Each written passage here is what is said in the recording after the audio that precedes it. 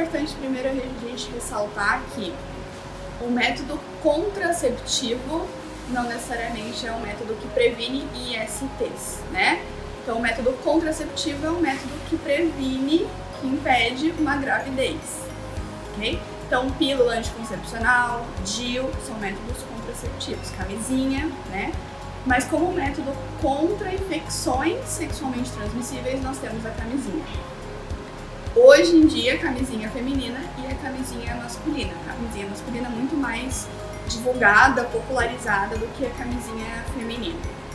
A camisinha ela foi colocada, né, para o público na década de 30, mas ela já tinha sido, né, fabricada um tempo antes. E a camisinha é importante que ela é um método eficaz, seguro contra essas infecções, mas como todo método que a gente tem, né, mesmo sendo um método contra infecções e contraceptivo, existe um risco ainda de se adquirir uma IST mesmo usando a camisinha. Então ela tem uma alta eficácia, né, mais de 95%, mas sempre tem um risco.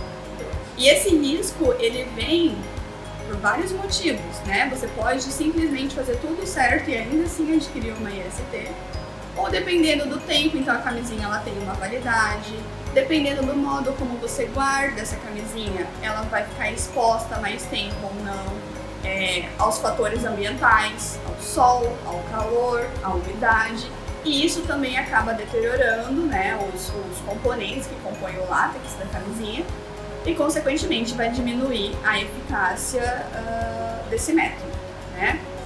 Mas é um método altamente seguro e eficaz que nós temos hoje, que é distribuído de maneira gratuita no Brasil em postos de saúde, então não tem uma desculpa que eu não tenho dinheiro para ir comprar camisinha na farmácia ou no mercado, porque nós temos uma distribuição gratuita.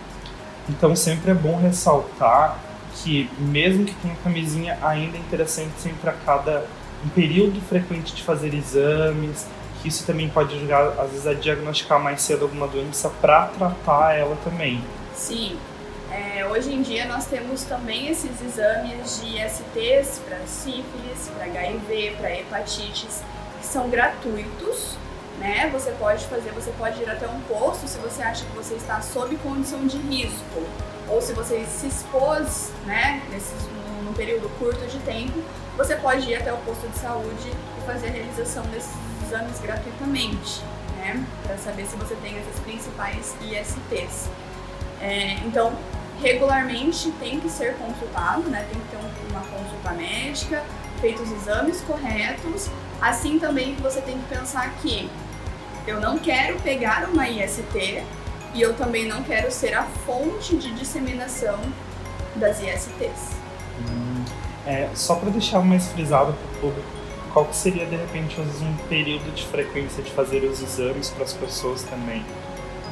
Isso é muito relativo à tua exposição ao risco, né? Quantos parceiros sexuais você tem, a sua idade, por exemplo, porque, né, quanto mais velho o nosso sistema imunológico fica mais deficiente, por exemplo, né? E o risco, então, de vir a pegar uma IST e desenvolver uma doença associada a ela é maior. Então, um acompanhamento rotineiro é sempre importante, né? Se você não tem condições de ir todo ano, anualmente, ao médico, tente estabelecer uma periodicidade que seja adequada às suas condições. E uma pergunta bônus, digamos assim. Existe algum medicamento ou alguma coisa que eventualmente as pessoas tomem que também pode interferir nos exames de IST, alguma coisa nesse sentido? Que pode interferir no resultado do exame, sim. Por exemplo, se o paciente ele se expõe a uma IST que seja uma IST que é transmitida por uma bactéria e, ao mesmo tempo, esse paciente ele faz uso de antibióticos. Então, quando ele vai fazer o exame, ele pode mascarar o resultado desse exame porque ele já está tomando as medidas para combater essa bactéria. Então, pode ser que lá dê um falso negativo no teu exame, porque tu já está fazendo uso do medicamento que combate especificamente esse grupo de micro-organismos. Então, para o público de casa entender, hoje a gente tem alguns métodos contraceptivos para algumas infecções sexualmente transmissíveis. Entre eles, agora, o que está no momento é a PrEP. Para tirar um pouco da dúvida do público, o que é a PrEP, como ela funciona, e também dar uma ênfase que muitas vezes ela previne um hábito, mas ela não tira as outras doenças que a pessoa pode vir a ter, a cometer também nela. A PrEP ela é um termo que é utilizado para você impedir de adquirir uma IST. Né? Existem algumas PrEPs e, claro, é muito específica. Cada PrEP é uma PrEP para uma IST. Né? Então, falando, por exemplo, do HIV, que é bem disseminado hoje, essa questão da PrEP, que já está bem colocado no nosso sistema de saúde. A PrEP, então, ela funciona da seguinte maneira. O paciente ou a pessoa, antes dela entrar em contato com o risco, ela toma um medicamento ou um grupo de medicamentos que vão prevenir, que vão evitar que ela se contamine, né? Que ela pegue essa infecção. Então, existem os grupos de riscos para os quais a PrEP ela é destinada. Por exemplo, no caso do HIV, esses grupos de risco são casais no qual um parceiro tem o HIV e o outro não. Então, para evitar que esse outro parceiro tenha, é importante ressaltar que mesmo fazendo uso da PrEP, deve ser mantido o uso da camisinha, né? Associar métodos contra essas infecções, previnam essas infecções.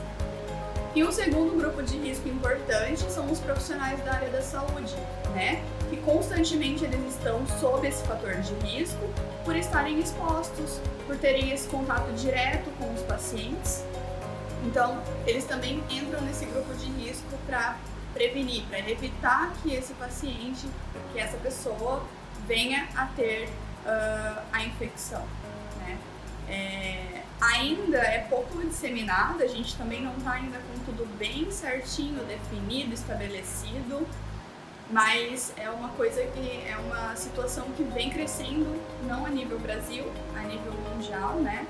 Então a gente já tem manuais relacionados à PrEP que já especificam bem corretamente como devem ser tomados esses medicamentos, quem pode fazer uso e, claro, sempre sobre acompanhamento médico.